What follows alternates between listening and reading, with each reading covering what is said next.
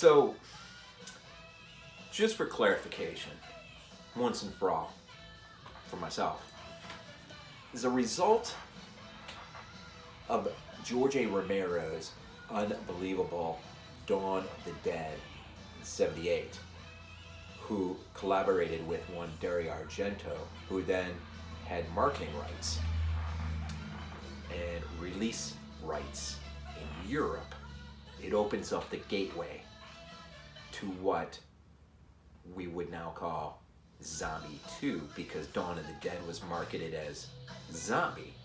So Lucio Fulci in '79 will create an incredible film that we all love. But because it's Zombie 2, in '88, another one will come, and it'll be Zombie Flesh Eaters 2. But wait a minute. Shouldn't it be just Zombie 3? Because Zombie Flesh Eaters is actually Zombie 2. And if you talk about Zombie Flesh Eaters 3, what you're talking about is Zombie 4.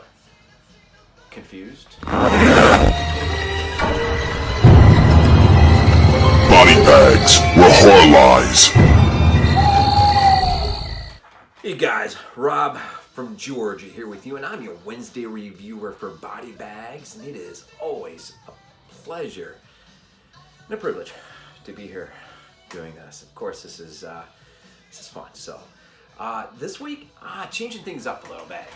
As you can see, we're going with Zombie Flesh Eaters 2, or Zombie 3. Yeah. So, here it is. '88 release, and of course, this is, well, here's where we get to talk a little bit. This is directed by Lucio Fulci. He gets credit. I watched this just, I think, twice over the weekend. But Bruno Mattei had to come in to wrap things up. Now, we know him from Hell of the Living Dead and a slew of others. And well, I've heard two different stories on Fulci. Let's just say he got sick, and he had to leave the project. I think ultimately, in the end, about 40 minutes of his work is left in, and Bruno Mattei finishes the rest. Now, I'll say this: Derek or a Cinemattack, or even Moods over at 22 Shots, Moods and Horror, probably would have, I'm sure, not probably, would have a much better grasp on this overall. But Fulci gets credit, which is cool. And but Bruno Mattei, now that creates a different type of film. Now, it is Zombie 3 or Zombie Flesh Eaters 2. This is the direct follow-up to Lucio Fulci's epic piece we just simply know as Zombie. Okay, but because, well, it stars Deran, Sarafian, Beatrice Ring, and Ottaviano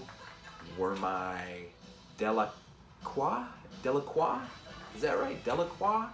He is the one who plays maybe one of the most famous zombies in history, of course, from Lucio Fulci's masterpiece we know as Zombie, or Zombie 2, or Zombie Flesh Eaters. Anyways, so really the point here is, let's just get into let's plot real quick. It's an interesting story. So immediately, as soon as the film opens up, you realize already it's a little bit different of a vibe than the original zombie classic that we all know. This is 1988, and so we've got some years spread between '79, of course, with Zombie, or Zombie 2. And because of the director, having a piece in, and Mattei having a piece in, right off the bat, the vibe is different. But basically what you have is these researchers are, I guess they're attached to the military. They're working on this death serum, or I've already forgotten the name of it, but they're working on this serum that reanimates the dead. And right off the bat, we're given a pretty cool practical, probably some bladders and stuff, but it's a cool effect where the person or the dead person they're using the serum on fully animates, and when they come to life, it just bad things happen to the person who's coming back. And as a result, the doctor basically says, I'm out of this equation, and the military says, fine, whatever, we'll come grab the serum. And so in the process of exchanging the serum, these terrorists or criminals, whatever, they show up hoping to get their hands on this thing, and during the firefight, they're killed, but one of the guys is able to, in his escape with this serum, he ultimately will fall. Somehow the serum breaks open. He gets infected. That's the word I was looking for. And from there, it just goes from bad to worse for everyone. Now, there's a lot going on here. I mean, there's you got some soldiers on leave, short few day leave, who are just looking for some girls and whatnot. They sort of fall into this.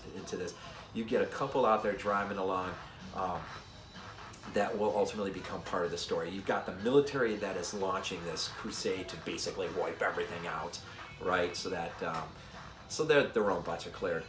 And you've got the scientists, of course, and so you've got a lot of things going on, and that probably,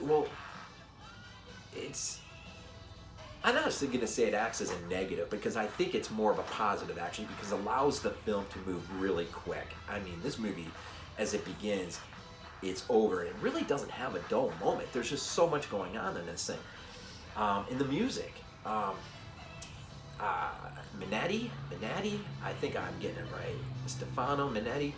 I'm hearing some of the music during the course of the film, and I'm wondering, I've heard this before, and so of course I'm IMDbing like I do everything, and he's got a connection to stage fright, and I'm like, that's it, there is something. I don't know if it was directly stage frightish, but that's where it was. I've heard it before. So that's interesting. Frgasso's got the writing credits. Of course, he'll direct the follow-up to this one. So you got basically you got this infected person who wanders into this resort or this hotel resort, checks in, gets a room, and that scene is actually kind of funny, how that sort of unfolds, and the military catches up, and really you have this moment in the film where containment's reached, and the military gets their hands on the remains of the infected person, but they choose, now remember, this is 1988, right? So they choose to put the remains in an incinerator and burn them up. Well, the doctors who helped create the serum, of course, they have a problem with this. And their argument is, aren't the ashes, once it gets it up into the air, going to infect? And the General Morton, I think it was his name, the guy in charge of the military, who just wants to wipe everything out, the zombies, civilians, because they might be infected. It's science fiction, right? Here's the first thing I thought about at that moment, Return of the Living Dead. That comes out in 85. And that's not the only scene in there that I felt like this movie sort of piggybacked on. Now, I have not heard anyone else bring this connection up, and so if someone else has throughout the Horrorphilia network, I'm sorry if I piggybacked off of you, but I thought about this last night, especially when I was watching this. There's a scene where one of the characters is in the car, and he's, of course, been infected, and he turns into a zombie, and I think it was actually Patricia says, are you all right? And he's like, yeah, but I'm thirsty for your blood, and I'm thinking, Return of the Living Dead. And then you've got this, seemingly contained event, and once the ashes and stuff gets up into the atmosphere, it affects a flock of birds, and then from there on, it just goes from bad to even worse and worse. And you got a central core group of characters that you sort of follow throughout the rest of the film and to the very end, in which, it's funny, the very end sort of reminded me of, either Dawn of the Dead or Day of the Dead, and how either of those two films end. But this film is interesting. It's, you know, with Bruno Mattei involved, and of course Lucio Fulci, there are moments that you can see the Fulci effect. But more than not, you feel the Mattei effect. I mean, that's just me. That's my take. In fact, I would say this film, unlike Zombie, and even maybe unlike Hell of the Living Dead, falls somewhere in between those two films, which borrows from some other films that, you know, came out. You know, I'll even throw in Humanoids from the Deep. There's a scene in there that I totally thought about humanoids in 1980. So I think it's a film that has DNA of Fulci's classic, Mattei's Hell of the Living Dead, but then chooses to grab onto some other elements, and between the music and the fast-moving pace and the varying levels of characters and as the plot, you even got zombies coming out of the lake. You've got a flying skull, which of course is attributed to Fulci. You just got so much going on. It's fun. It's a fun film. Now, if you go into this thinking completely and absolutely, well, this is just Lucio Fulci and this is an extension of Zombie from '79, you're in for a surprise, and it may not be a good one. But if you go in understanding that this is a film that survived the process of losing its director and still being made and finding its end result, you're gonna find a film that's actually really enjoyable. And I really like, and you know, I was thinking somewhere 6, 5, 7, but you know, the more I think about how this film could have just been a disaster and just never been finished because of the exit of Fulci, I'm pretty impressed this film got completed. And so it's interesting. I don't know if I was quite ready for the shift in vibe away from the original Zombie, but then I did have a little bit of reading the excerpt out of Stephen Thrower's Beyond Terror. I kind of got an understanding that be ready for something different. And so I would say, you know, if you've never seen Zombie Flesh Eaters 2 or Zombie 3, and again, that's the cover, which is a pretty, familiar cover.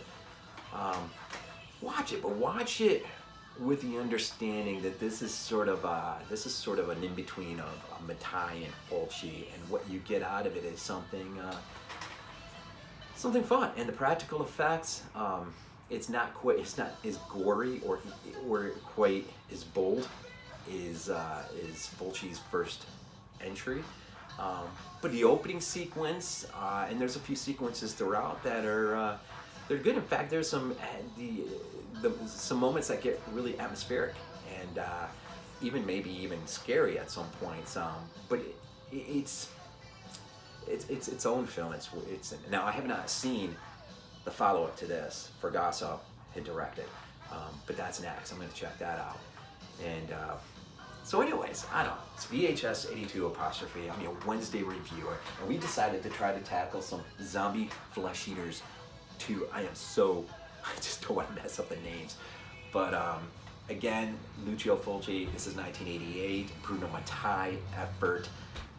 And it's, in the end, it's a good effort, and it's a fun effort. And I think it's always, you know, any of these movies are worth revisiting. They're fun. And so we'll see what the next one has in store. So I guess I'm just going to end there. Those are my thoughts. Tell me what you think. Hit the like button if you like. Leave a comment.